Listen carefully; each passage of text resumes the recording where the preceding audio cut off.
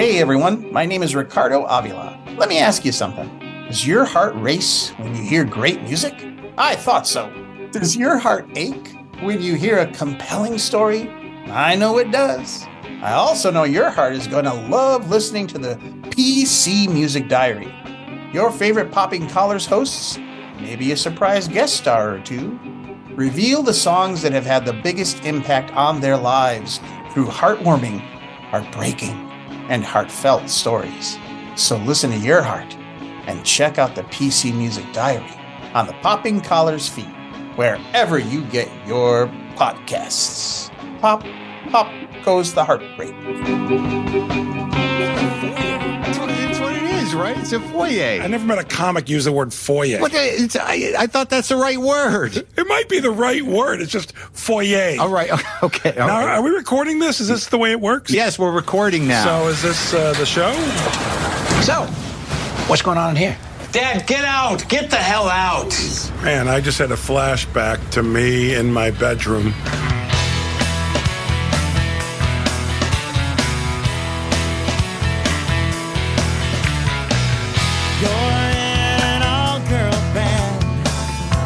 Welcome to Popping Collars, the podcast that lives at the intersection of religion and pop culture, the longest running Episcopal podcast of all time, the number one Christmas podcast on Pandora in I December. thought we had a rating in Iceland. Where was that? You're jumping the gun. You're but here jumping you go. on his line. Let him go back to the beginning. You got Oh, to sorry. Wait, Pandora. Yeah, tell the year of Pandora. Number one Christmas podcast on Pandora in December of 2020. And here you go, Betsy. New stats. Stats. I love it. According to an unsolicited email, the number 158th religion and spirituality podcast in Iceland. Yes. The number 124th religion and spirituality podcast in Qatar? Oh, we jumped like 25 spots. They hosted the World Cup. Yeah, well, I think it's World Cup traffic that we're getting. I think it's probably World Cup traffic. That's probably true. It's all our Nordic followers who were there, and that's what happened. Got it. And the number 3 religion and spirituality podcast in Guyana. It's amazing. Wow. Incredible. Hello, Guyana.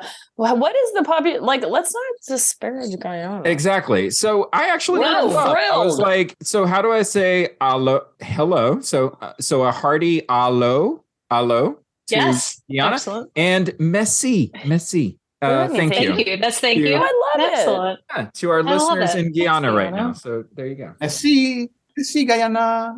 Just because I feel like this could really be big. Yeah, 804,567. Okay, this is gonna sound stupid. Which Guyana are we referring to?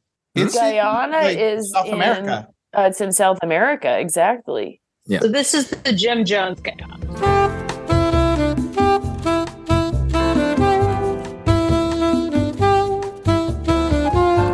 5 hours later.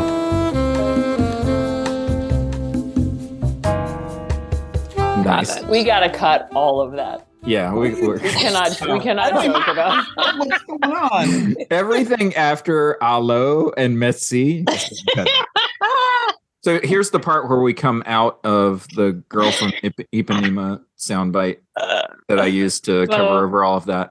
Yes. And I say, I am your host. My name is Greg Knight. I am the associate for Christian formation at the Church of Bethesda by the Sea in Palm Beach, Florida. With me are my co-hosts from the nation's capital, Betsy Carmody. Sort of. I'm from Alexandria, Greg. Yeah. I'm the home of the Masons. I'm the home of National Treasure. That's where I am. No, I'm in Alexandria, Virginia, and home of Episcopal High School, where I serve as the head chaplain and where we are pulling around the bend with our seniors. They're almost done with class. Thank the sweet Lord Jesus. They're going to be doing some internships for the month of May. But it is, we're close. I always love this part of the pod, Betsy, because you're always like struggling to get to spring break, struggling to get. Greg, are you sensing a theme in my narrative? I love my job. I love my job. I do. You're right. I love these kids, but there does become a certain point at the end of the school year Mhm. where everybody's kind of done. Yeah. Like everyone wants to be in summer. So I think we're kind of in that place, and some people feel they've already started summer, which is troubling for their grades and for their advisors. But the rest of us, so we're just trying to kind of feel our way along to get there. But I love my job. I love my job. From the nation's heartland, it's Liz Easton. Hey, Greg. I am in the nation's heartland. My name is Liz Easton. I'm the canon to the ordinary of the Diocese of Nebraska. But speaking of the nation's capital, I was just watching an episode of The West Wing before we started recording that made me cry. So if I sound a little emotional, it's just because I've been revisiting the Bartlett administration. That being said, I'm doing great. There's no summer break here. There's no spring break, but things are going well. It's starting to feel like spring, which alone is a little bit of a break when you live in the nation's heartland. If you want to be a priest in the Diocese of Nebraska, which is a great diocese, by the way, give me a call. I'd love to get you into the Diocese of Nebraska today. What can I do to make that happen? It's really weird. Our listeners can't hear or they can't see that you're wearing this kind of top hat and this little coat, and you're really pitching it. You're pointing at your camera. We want you. There's like flags flying in the wind all around me. Yeah. Oh, Episcopal church flags. Yeah, of course. Yeah, Diocese of Nebraska flags, pride flags. We've got all the flags. All the flags. I was envisioning like a used car salesman. Like, how can I get you in this diocese today? That's right. That's right. Oh, no, that's a good thing. You'll be president of Nebraska. That's right. And that last voice that you heard from the nation's supplier of Netflix entertainment, it's Ricardo Avila.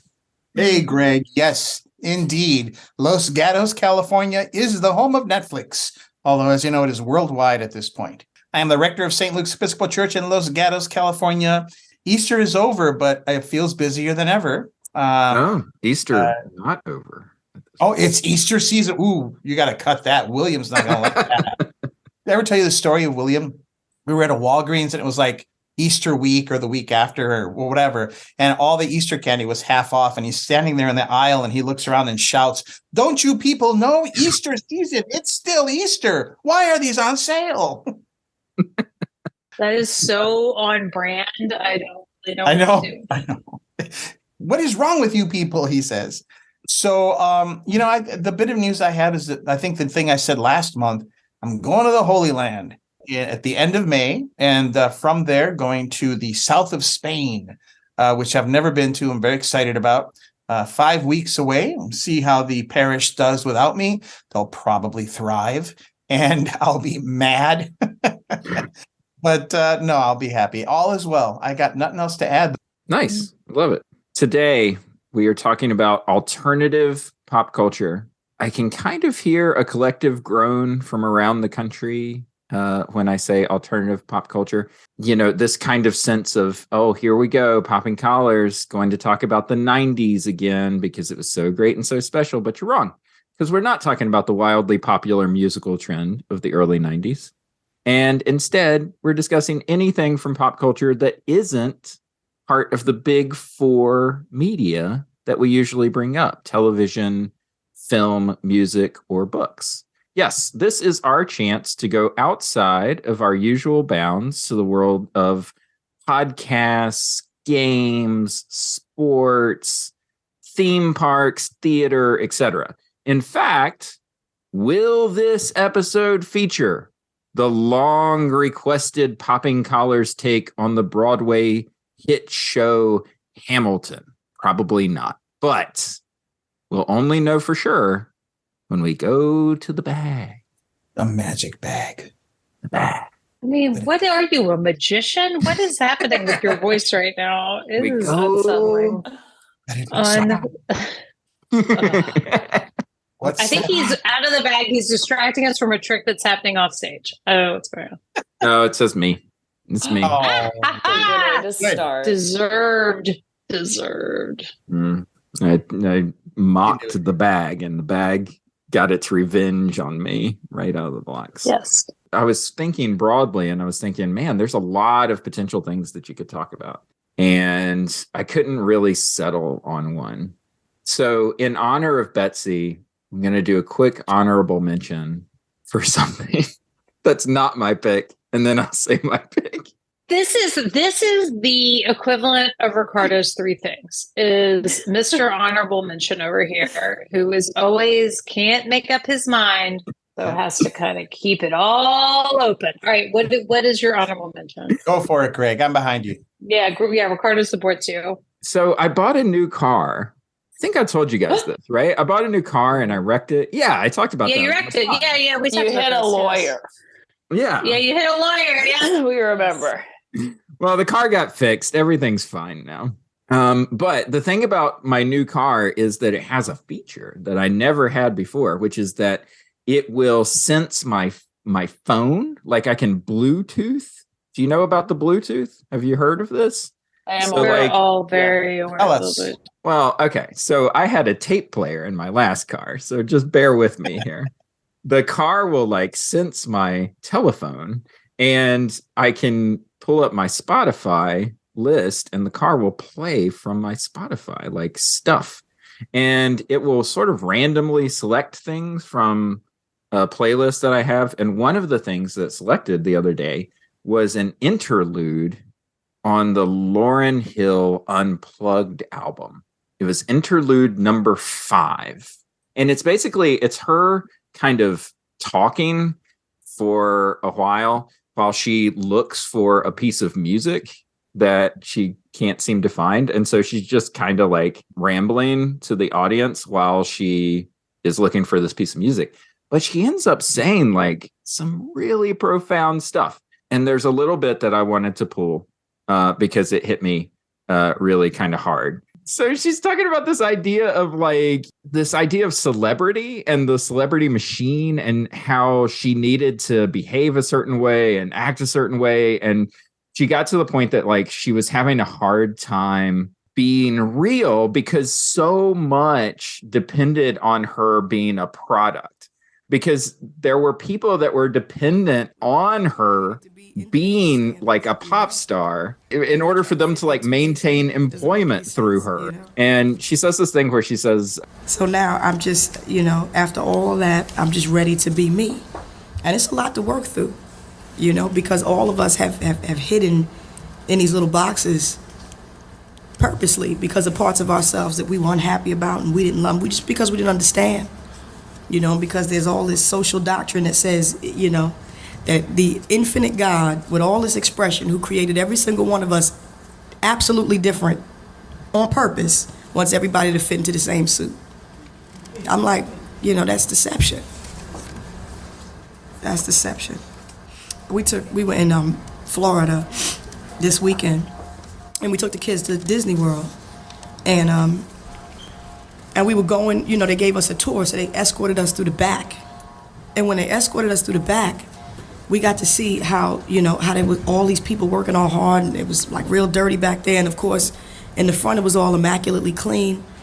And I said, people need to see the reality. They need to see, how these people slaved to maintain this illusion. It felt like my life. I said, if people only knew what it was, it's like, a bunch of musicians, listen, busting their, all right, working all hard to make it look easy. What's the point? Yeah, I just threw this together. It's like, you know what I'm saying? I mean, slaving to act like, I wake up like this. And none of us do, none of us do. None of us do. And reality is good, because that means everybody could just exhale, let your belly out, and chill, But people get mad at me when I say, look, let's stop fronting. And I'm saying, that's the blessing. Now we can go around and look at each other and say, oh, you got one too? And be free.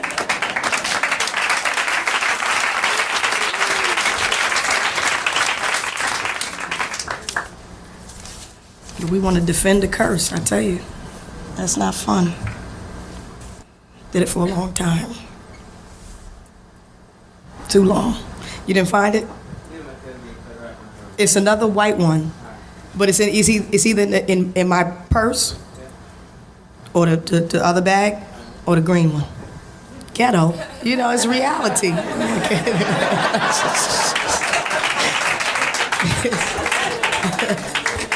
Are they ready? Oh, let's see. One time, it came to me, I was just told very concretely, it was like that voice, the right one, said to me, he said, Lauren, the real you is more interesting than the fake somebody else. I just want you to know that. Because we always thought we can get reality by just putting on the clothes and wearing the face and, looking hard in the video or, Reality, it's like I would always talk to my husband. I said, look, we look at Bob Marley, we say, okay, let's just grow locks and wear the clothes and have the band. And we have no idea how many years of struggle and pain and suffering that made that content. You see what I'm saying? You can't get it from the outside in. Truth is from the inside out, And the way we've been trying to heal and be healed is with these topical, surface, superficial, temporary solution. And I'm telling you, true healing is from the inside out. We've been told to protect our outer man while our inner man is dying. Oh, this is the one. Okay. I mean, it's just like she's coming up with this stuff off of the top of her head. No, it's deep. And I'm like listening to it. I'm like, oh my God. It's just incredible. That is a sermon. Anyway, what I really wanted to talk about was pro wrestling. Thanks, Greg. That's nice. All right, this is a real throwback, though, for those who know the origin story of this podcast. Yeah, we've talked about pro wrestling before. Greg did a project in Pop Goes Religion about pro wrestling as liturgy and ritual. I love it. Yep. Mm-hmm. Yes. So no, I say pro wrestling, but really what I mean is sort of live entertainment and how we've inherited some forms of live entertainment. And I wanted to talk a little bit about vaudeville and what sort of came out of the vaudeville machine. So vaudeville is like traveling road entertainment in the early 20th century, late 19th century, early 20th century, where you would have these traveling bands of strong people, sort of circus performers, stand-up comics, magicians, and yes, sometimes you would have simulated conflict, simulated wrestling and stuff. And the idea behind all of this is that it was like a carnival, right? You would go from town to town, you would sort of trick people into giving you their money for entertainment, and then you would take it and you would roll on to the next town. My fascination with it is that so many of the things that probably should have stopped working once we had functioning televisions and internet and stuff like that, we still do. And we still kind of pass it off like the carny sort of event that it is.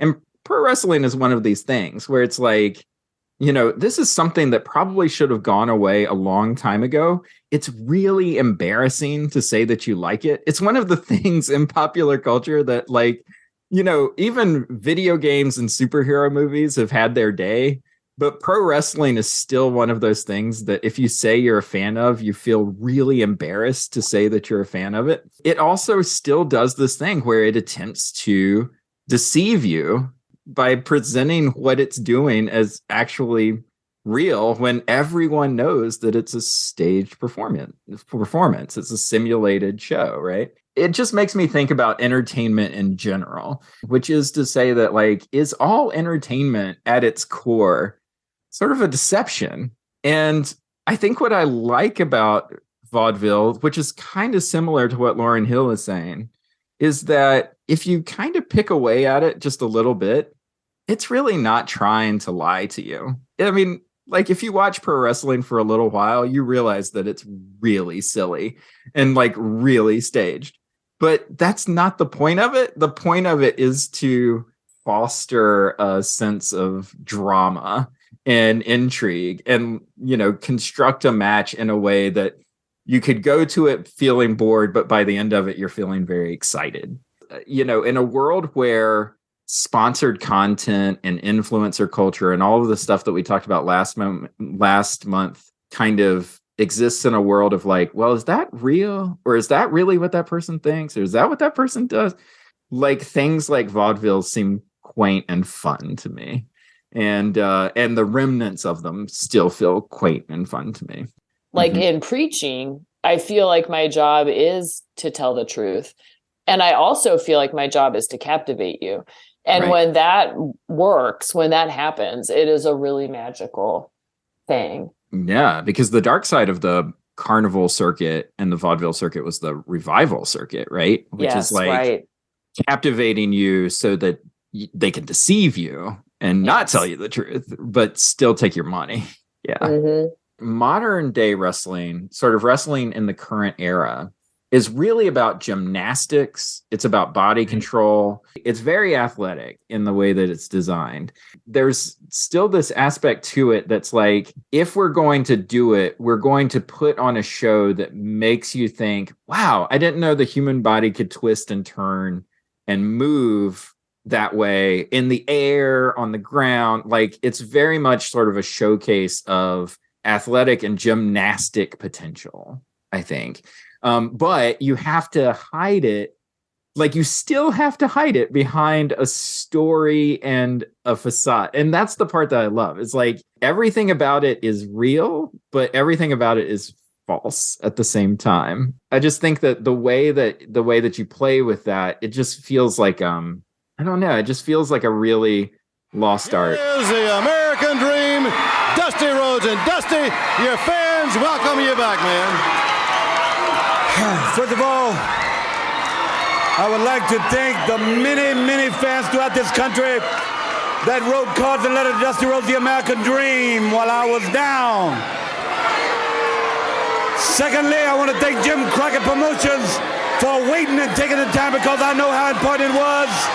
Starcade 85 it is to the wrestling fans, it is to Jim Crockett Promotions.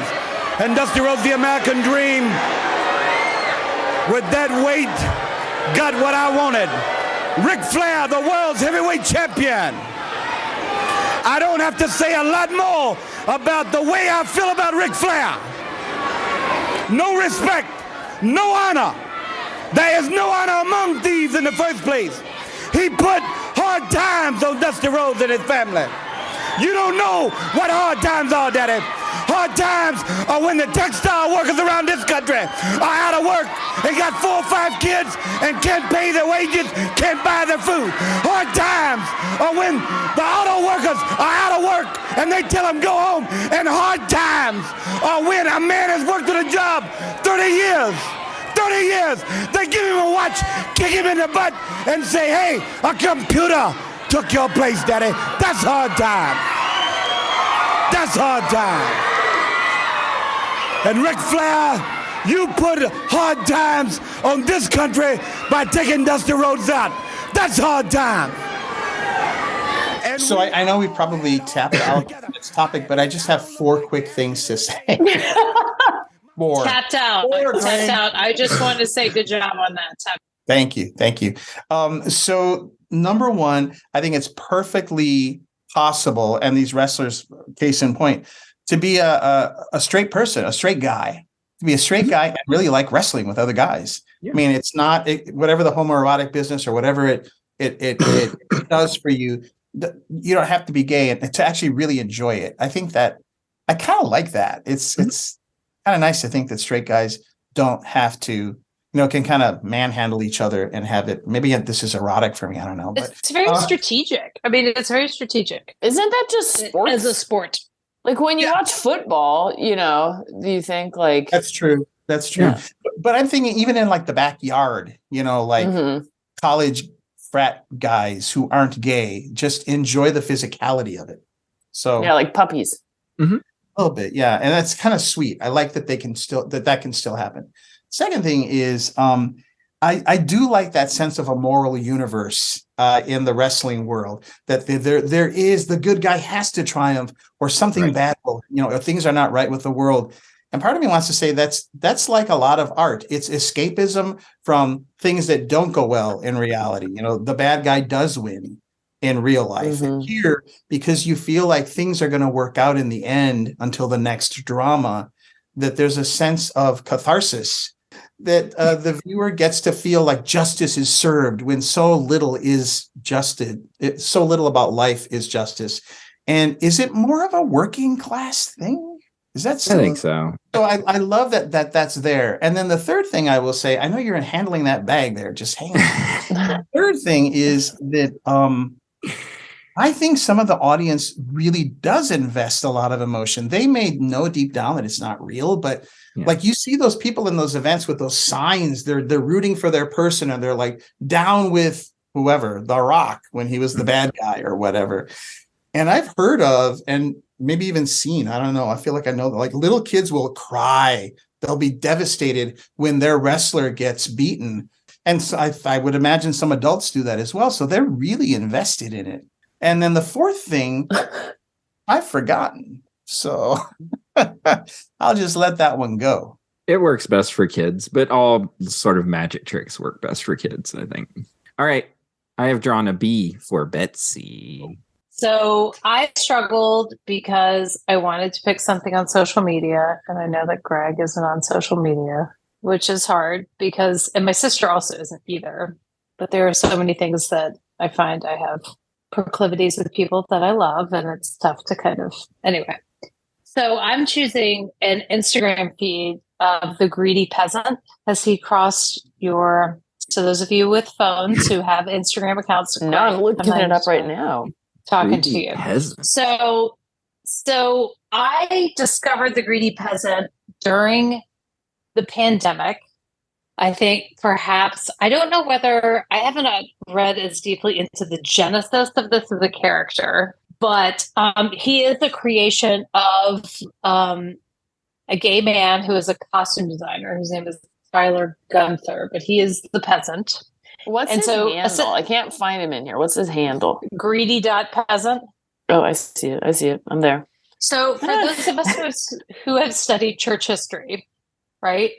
He is situating himself as a peasant who desperately would like to be the lead designer for the religious pageants that happen in his town. The large carried things in the square. You need to design the costumes with colors that are kind of big and bold, that designate who a character is, because the audience could be very far away, the other peasants who have showed up, right? He's got a brother who's a monk who's taken a vow of silence, and he'll go and visit him occasionally. It's all him playing these different roles. He has a couple of reliquaries that he makes kind of talk to one another, who've lately been doing a kind of Law and Order takeoff of reliquary crime. Dun, who are basically like talking about different fake sold reliquaries around, that are like real news and things like that. He celebrates things like September, which is in September, and he goes and visits cemeteries in medieval New York, which is where he lives. And so he recently posted a great video on the feed, which is kind of an introduction to the gay fever dream that is the Greedy Peasant, and kind of about his world, right? And kind of how all of that works. So he'll do some astrology. He has different costumes that he's designed for those things that are really beautiful. I mean, his work is actually pretty incredible. As a Catholic, Palm Sunday is the best mass of the year because you get a prop. Everyone gets their own palm leaf and you get to hold it the entire time. Boredom, be gone. You have a palm leaf now. You can gently wave it. You can steal your mom's. You can try to tickle your brother during the homily. You can tear it in two. You can fold it. You can try and fold it into a cross like you saw people do last year. You can give up and try and steal your dad's palm so that you will be rich. You can get jealous of your brother because he remembered how to make the palm leaf cross. And you can make plans for your revenge next Palm Sunday. He loves a tassel. Tassels are very, I have not appreciated tassels in the same way since I've started following. Who doesn't love a tassel? Who doesn't love a beautifully rendered tassel on a headstone? Who doesn't love like he has curtain companies and like upholstery companies who send him these remnants and cast-offs. He'll do like these unboxing. I mean, he has now 2 giant tassels that he's now fashioned into being children who are Gwen and Is he Dwen, an Episcopalian though? He is a recovering Catholic. Okay. I believe. So a lot of this is kind of poking fun at Catholicism of the pre-Reformation time. And so if you imagine this being hatched during the pandemic, when much of peasantry is living through pandemics. And so he's housed all of it in that idea, but that he is able to, he just has created the peasant himself as this full-rounded character. He recently, I think it was the Moon Tower Festival that just happened in Seattle. So he did his first live show in Austin.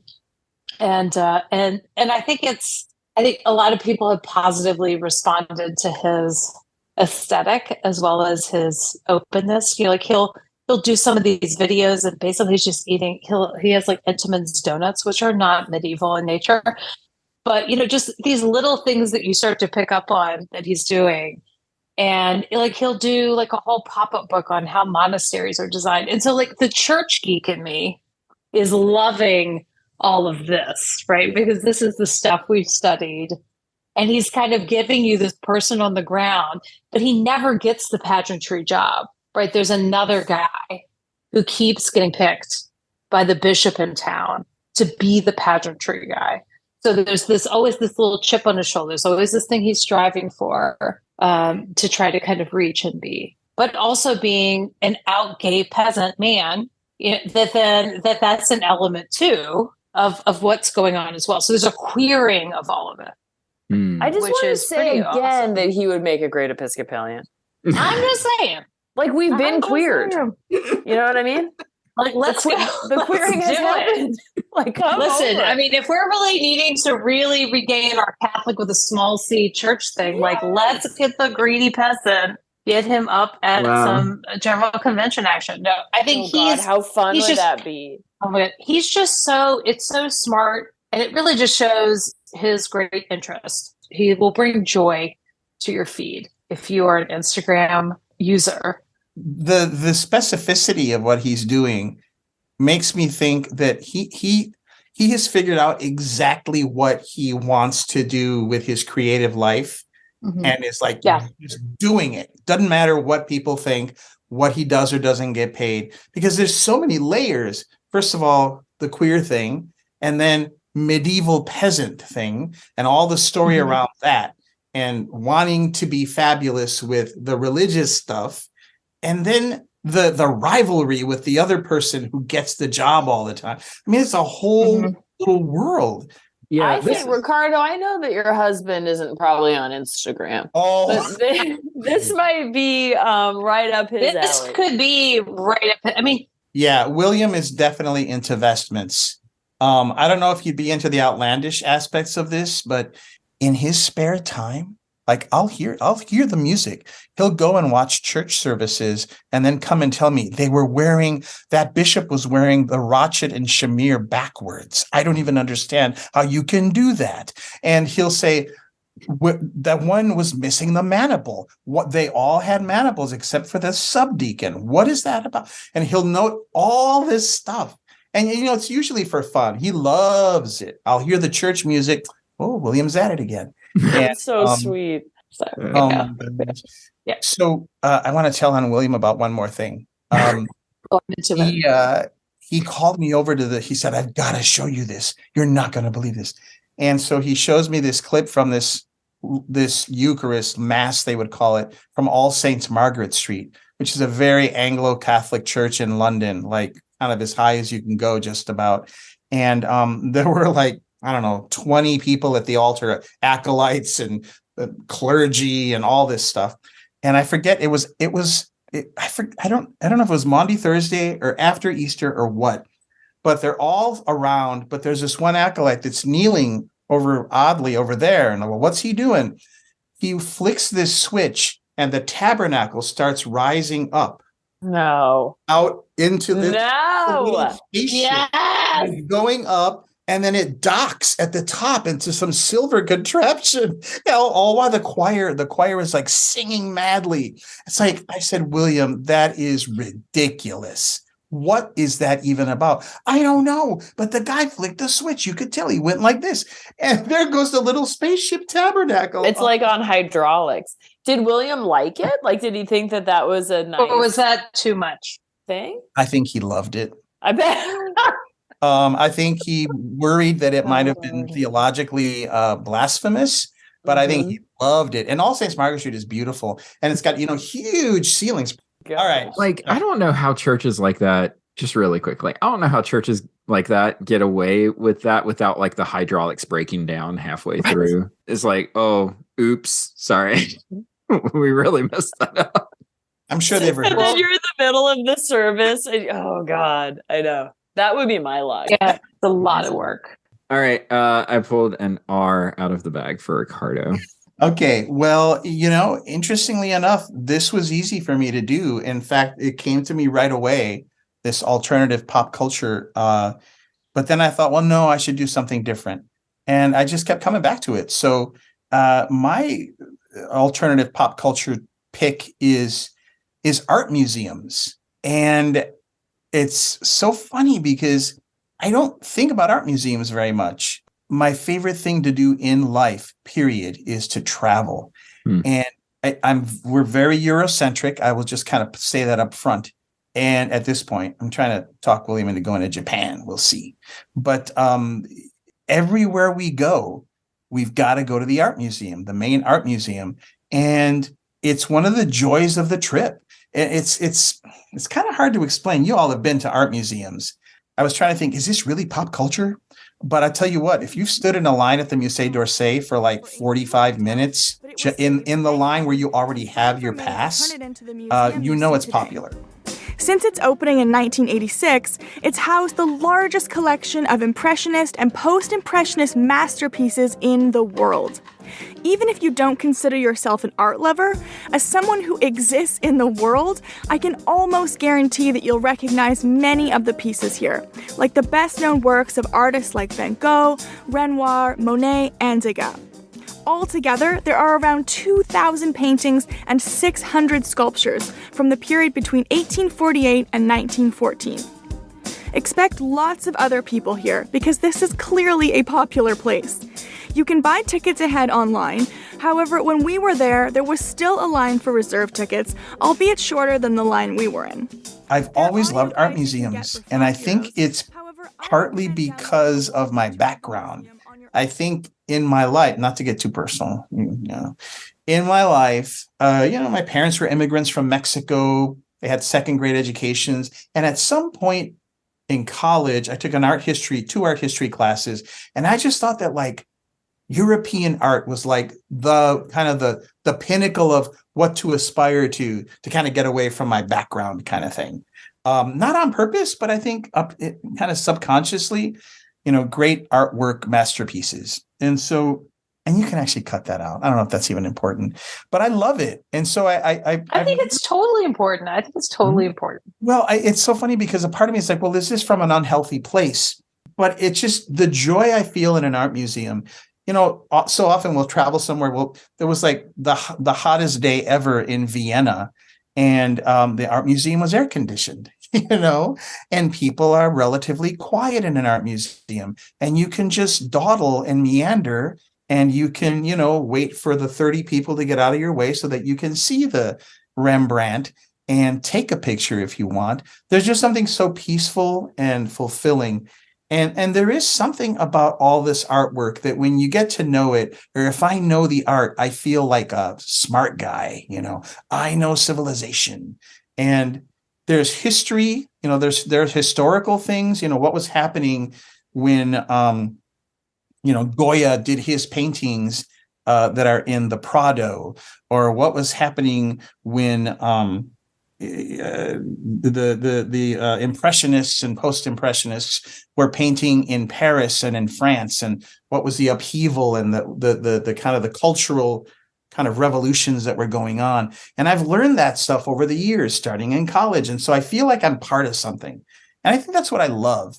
So we'll go to all these art museums. And I thought, well, how am I going to present on this? That's a very visual thing. And this is a podcast that's audio. So I'll just say, this is going to sound braggy, but I've been to all these places, and these are my favorite art museums. Okay. And top 5. I've got, I don't know how to, I got 10. Oh my Lord. It really is going to sound like I'm a snobby little something, but I don't care. Probably near the top is the Musée d'Orsay in Paris. It's a former train station, and its thing is like 19th and maybe early 20th century art, especially around the Paris, area in France and such. So they've got amazing work. There's a whole room where even if you don't know art hardly at all, you will recognize at least 7 paintings in there. There's Manet, Monet, Van Gogh, Renoir, Gauguin, etc. And I love, that's the first room you're supposed to go to, kind of. That's the unspoken rule. You go there and you see all the classics, and then you work your way down through the museum.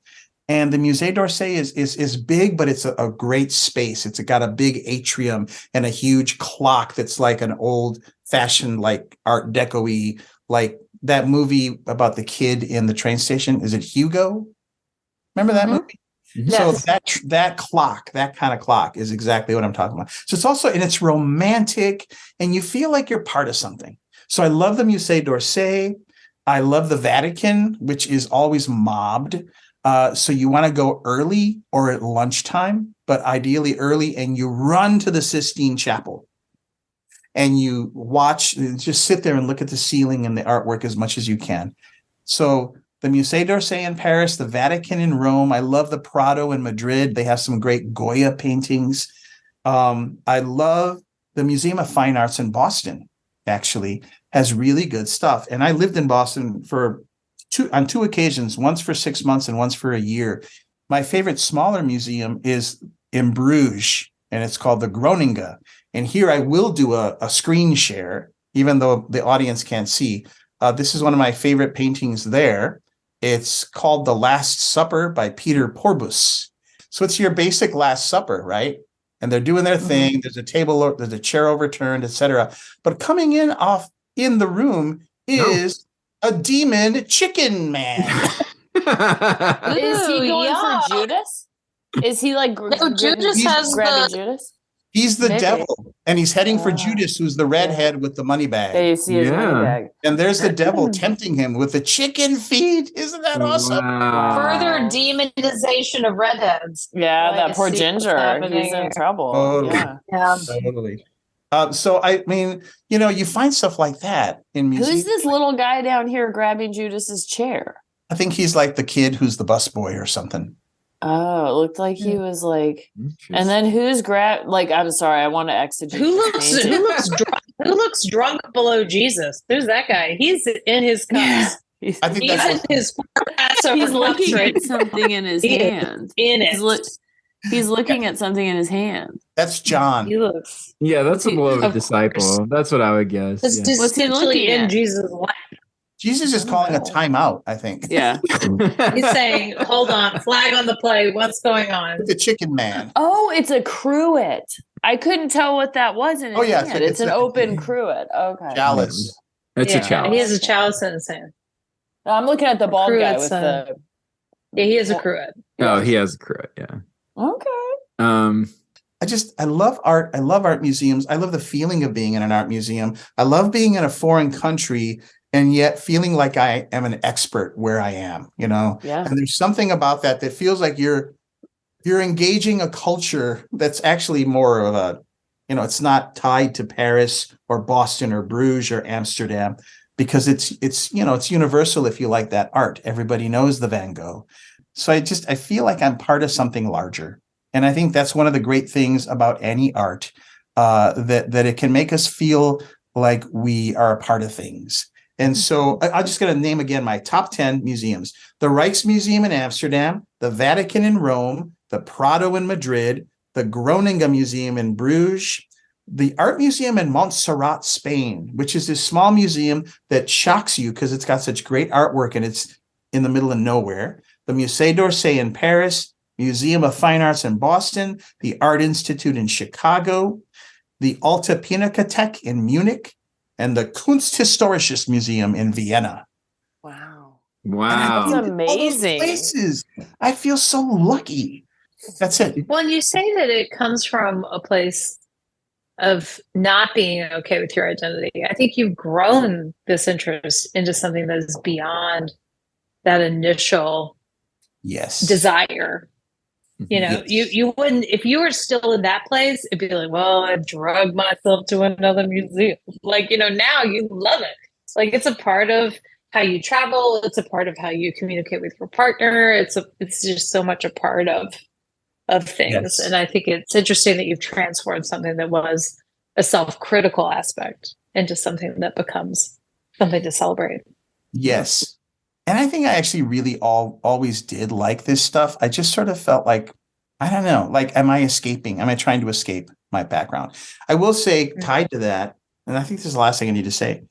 When I was in Mexico City years ago with a friend, my best friend from college, we were at the Archaeological Museum in Mexico City, which is also amazing, but it's a whole different thing. It's sculptures and statues and religious things like Aztecs and calendars.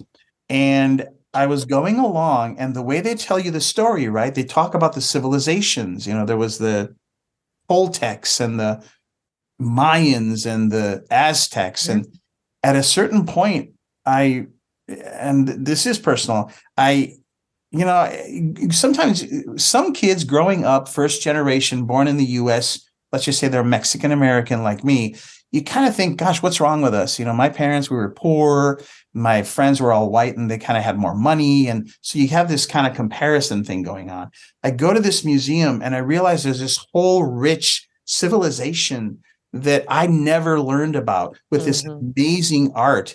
And I started bawling. I'm in this museum and I go to my friend and say, why didn't anyone ever tell me? Why didn't anyone ever tell me this existed? There's all this stuff that I could have been proud of, you know, but I never learned about it until I went to college and took, the Mexican history class and it's not my favorite art. I do like the European stuff, but I appreciate that there was some magnificence that we're not really exposed to. So it's like grief. It was like grief for not having been told I was, great, that the great stuff was in Europe or was white. So I hold that as well, but I do love the art. So that's my pick. Go to an art museum. That's great. Thank you for that. That was awesome. That's awesome. Yeah. Art. Right now. Okay, that leaves one last person, which is L for Liz. One last person. Liz. Listen, I kind of cheated, but I didn't know that I was cheating. So forgive me. If I had this thought more than 30 seconds ago, I would have picked the national parks. So pretend that that's a thing that I'm ready to talk about today, because I love the national parks and I feel like they kind of fit into this a little bit, but that's not what I'm talking about. You mentioned YouTube, Greg, as like a possible alternative pop culture that we could talk about, which reminded me of BookTube. So I'm basically talking about books, which you said we're not supposed to do, but it's through the lens of YouTube. And I guess points toward YouTube in general. Like, there are lots of problematic things about YouTube. It probably radicalizes people. It monetizes content in a kind of creepy way. But it also is this universe where hobbies and cultures and subcultures can just like have space and find fans and find connection.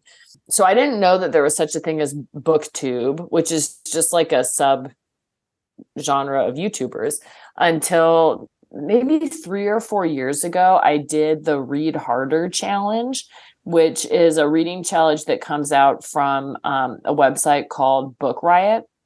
and they give you prompts to find books that fit into different categories, and you get to pick the book.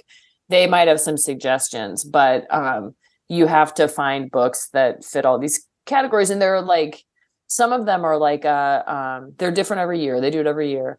It might be like a book that you were assigned in high school but never read or hated, or a graphic novel about some particular thing. I remember one was a thriller by a trans or non-binary author. So like you weren't just reading a book by a trans or non-binary author, but it was a particular genre. So there's a lot of like hunting and like research that goes into it. So I started, as I was researching it, I found these YouTube channels of other people who were doing the Read Harder challenge. So you could find suggestions that fit into your categories, which is great. And then that sucked me into the world of BookTube.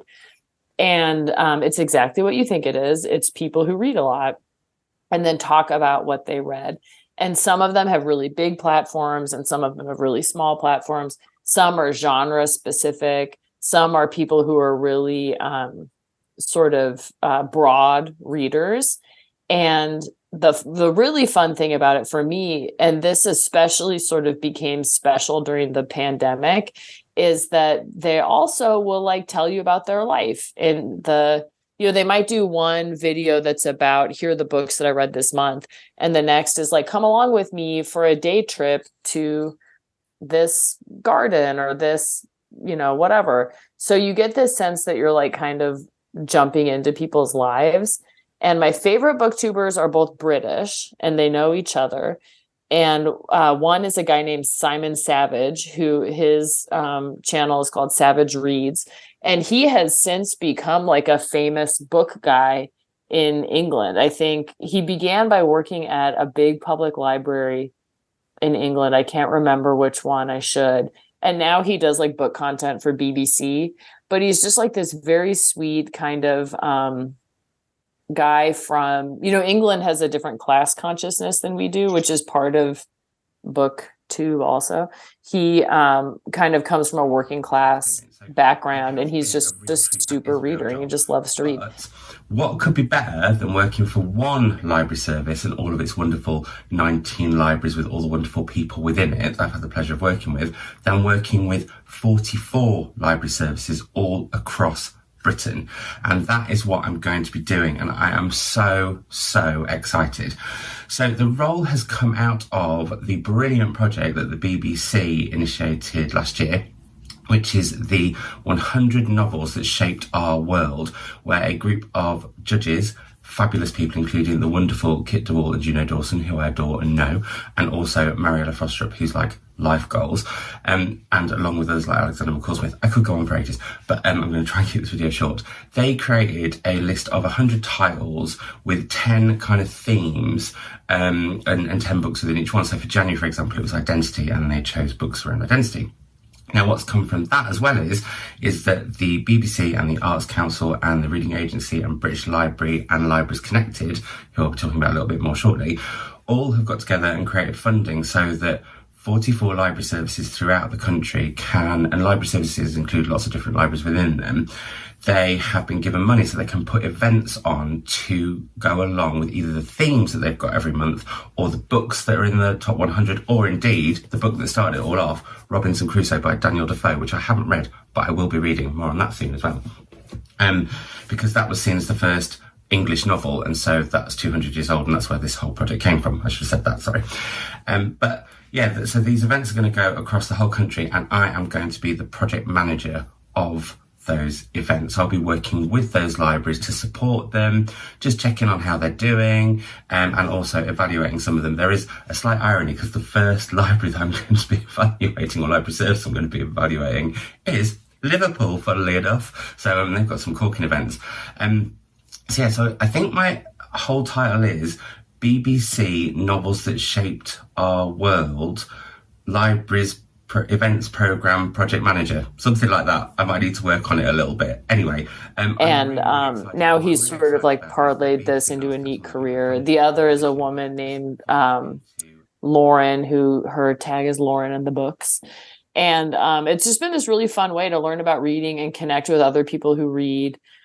And sometimes there's controversy, there's like drama but between and among booktubers. Has been, especially around the time of like George Floyd's murder and Black Lives Matter, there was some great advocacy that happened around reading, like expanding what you read and how to expose yourself to different authors and genres, putting pressure on publishers. Book of the Month, which I've been a member of for many years, it was sort of book content creators on YouTube and TikTok and Instagram who pushed Book of the Month to diversify their selections, and they did it. They really did that and have done it well. So it's just like such a little slice of life. And I love TikTok, as you all know. And so there's book talk also. And there's, all these people also have Instagram pages. So like Simon Savage, I feel like is my friend. Like, I feel like I know him because his content is so personal. And I've even commented on his thing. He's great at social media. Like, he'll comment back, he'll, respond. And it just seems like a very sweet guy. So that's my selection. The same way. I think people feel like Ricardo's their friend too. I think that's. Yes, exactly. Yes. That's exactly right. It's that sort of thing. That's what I think. Yeah. That sounds great, Liz. It's really fun. It's fun. And I feel like our book club podcast sort of fits into this genre a little bit. I mean, I can imagine people finding those episodes when just looking through for podcasts about reading. And what's great, all of the ones that I watch are, this is a funny term because it means something in our tradition. I was about to say lay readers. And by that, I don't mean that there are people who stand up and read scripture on Sunday morning. I mean that they are like normal people with jobs living in the world who just love to read. And for some of them, it's become like a super hobby. Like, they're reading hundreds of books a year. For others, it's more, they are real serious readers, but it's their hobby. It's not their profession. And they're just people who love to read, and they have their own tastes and they have their own interests. And I'm sure that I don't have any genres that I'm really into, like romance or science fiction or anything, but I think you can get more and more and more specific into the types of genres. So it's just fun. If you're a reader and maybe you don't have a book club or you don't have a lot of friends who read in the same way that you do, it's a way to connect and get good recommendations and good conversations in a little community. It's fun. Do you want to make the book club podcast a video offering, and then we can put it on YouTube with the book? We could do that. We'd have to do it more than once every 3 months, though. We might, yeah. Would you? I don't know. We'll put that out for our Patreon subscribers. That's right. Yes. Special episodes. Liz, I love. So for me, sometimes like reading about books is almost as gratifying as reading the books themselves. Like, and there are people who get the New York Book Review every Sunday or whatever, or William gets the London Times Book Review, and you read like these great articles about books, and they talk about the history if it's a nonfiction or whatever. So you actually learn by reading the article. Or you just read about they read the reviews for a book, and it just makes you feel like you're reading. Totally. I love that too. And there's an aspect of BookTube for some, especially the bigger platforms, that it feels, almost like a sport also.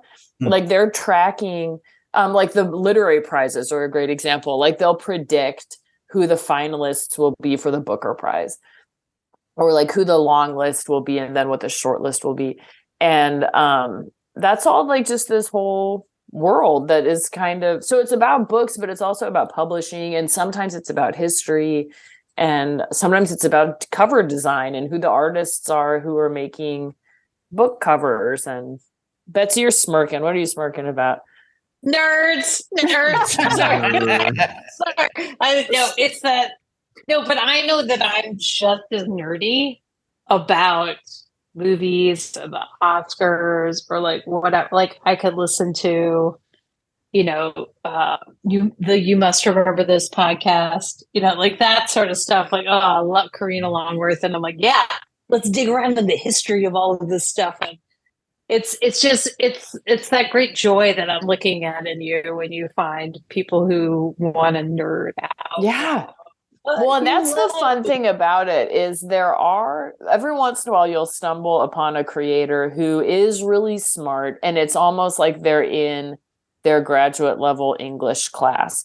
And that I like stuff like that too, but that's not the content I'm looking for. I'm looking for someone like me who comes home after work or just lays in bed for 30 minutes at night, just wrapped up in a great book. And then like they just want to talk about that. And they don't necessarily have all of the interpretive lenses or the historical and cultural connections. They just kind of love it.